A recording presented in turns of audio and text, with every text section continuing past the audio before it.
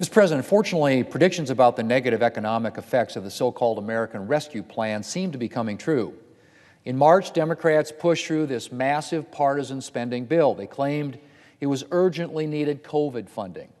In reality, the bill was filled with unnecessary spending, from a staggering $350 billion slush fund for states, a majority of whom didn't need any more government money to weather the rest of the pandemic, to almost $129 billion for schools, even though schools had spent just a tiny fraction of the tens of billions of dollars Congress had already given them. At the time, Republicans warned about the bill's level of spending. More than just one liberal economist warned about the size of Democrats' spending plan, with former Obama advisor Larry Summers noting that the bill could, quote, set off inflationary pressures of a kind we have not seen in a generation, end quote. Well, it turns out he was right to be worried. Last week, the Bureau of Labor Statistics released its report on May's consumer prices, and the news was not good. Inflation reached its highest level in nearly 13 years, with consumer prices up 5% from a year ago. Core inflation, a measure of inflation that excludes food and energy prices, soared to its highest level in nearly 3 decades. And what does that mean? Well, higher prices for Americans. The price of everything from bikes to bacon has shot up. Auto insurance costs 17% more than it did a year ago. Used cars cost 30% more. Shoes and whole milk cost 7% more. Inflation is starting to look like it could become non-transitory, or what most Americans call a serious problem. And Democrats' government spending spree is contributing. But of course, that's not causing Democrats to hit pause on the economic overstimulation. Democrats are looking at more trillion-dollar-plus spending bills. The President just released a budget proposing to hike government spending by trillions of dollars over the next 10 years. Under the President's plan, the federal budget would be $6 trillion for fiscal year 2022, rising to $8.2 trillion for fiscal year 2031. Now, to put those numbers in perspective, Mr. President, the entire federal budget for 2019 came to $4.4 trillion. The President is proposing to nearly double that by 2031. Mr. President, it's disturbing that the overspending in the American Rescue Plan hasn't made Democrats think twice about future government sprees.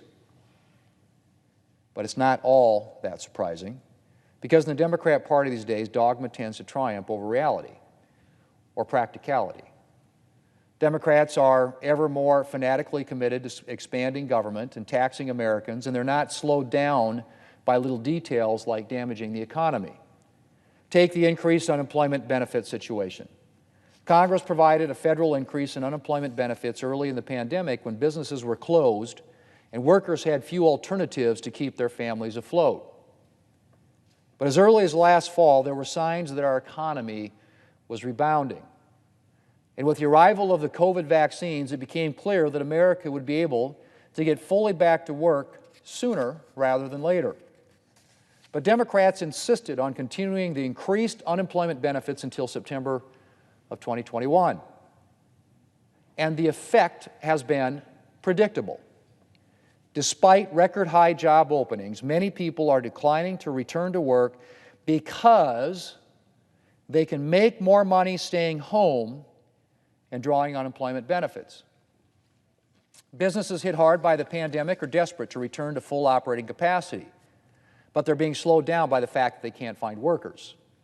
In response to the worker shortage, a number of governors around the country decided to stop accepting the federal increase in unemployment benefits. They wanted to help businesses in their states and get their residents back to work. And how did Democrats respond to that?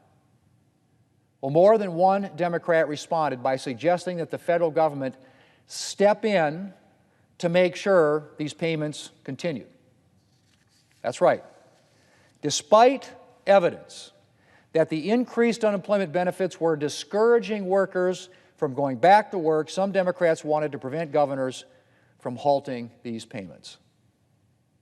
Mr. President, nowhere is Democrats' devotion to dogma over reality more notable than in their proposed capital gains tax hike. Now, I don't need to tell anyone that tax the rich has become the rallying cry of the Democratic Party. And one of the ways that the President plans to tax well-off Americans is by doubling the top capital gains rate to almost 40%. The problem, Mr. President, is that a 40% capital gains rate substantially exceeds the revenue maximizing rate. In non-accountant speak, what that means is that Democrats could collect more government revenue if they raise the capital gains tax less. Let me repeat that. Democrats could collect more government revenue if they raise the capital gains tax less. Now, you'd think that the President would want to maximize the revenue the government could collect, especially with his plans for 10 years of massive government spending, which I alluded to earlier. But in today's Democrat Party, taxing the rich is more important than maximizing government revenue. Just like tax hikes on corporations are more important than making sure our economy grows and that American companies can compete on the global stage. Or raising taxes is more important than passing legislation to boost American infrastructure. That's right. The President would have reached an agreement with Republicans on a substantial infrastructure bill, but he tanked negotiations because he was insistent that any bill repeal parts of the 2017 tax reform legislation, the same legislation that had driven up wages and boosted our economy before the pandemic hit. Democrats are so committed to taxation that they included a provision in the bloated COVID legislation that they passed specifically prohibiting state governments from using COVID relief money to cut taxes. Apparently, Democrats are fine with government payments to Americans, but allowing them to keep more of their own money is off the table.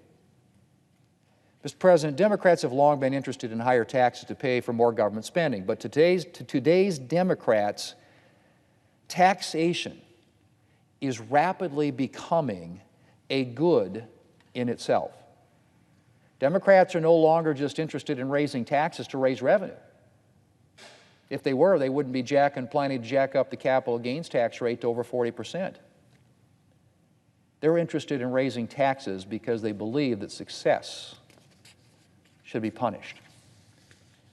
In the increasingly socialist Democrat Party, it doesn't matter how hard you work to get where you are, how many people you've created jobs for, or how much good you're doing with your money. If you've been successful, you should be heavily taxed for your efforts. Even if those heavy taxes actually cost the government money or hamstring the American economy. Mr. President, the growing commitment in the Democrat Party to an increasingly rigid socialist dogma is deeply disturbing. And it's certainly not limited to a fanatical commitment to taxation or spending. It embraces everything from a social agenda that is increasingly hostile to freedom of religion and freedom of speech to a fundamental belief that government knows best when it comes to how Americans run their lives. But for today, I'm just going to limit myself to taxes and spending.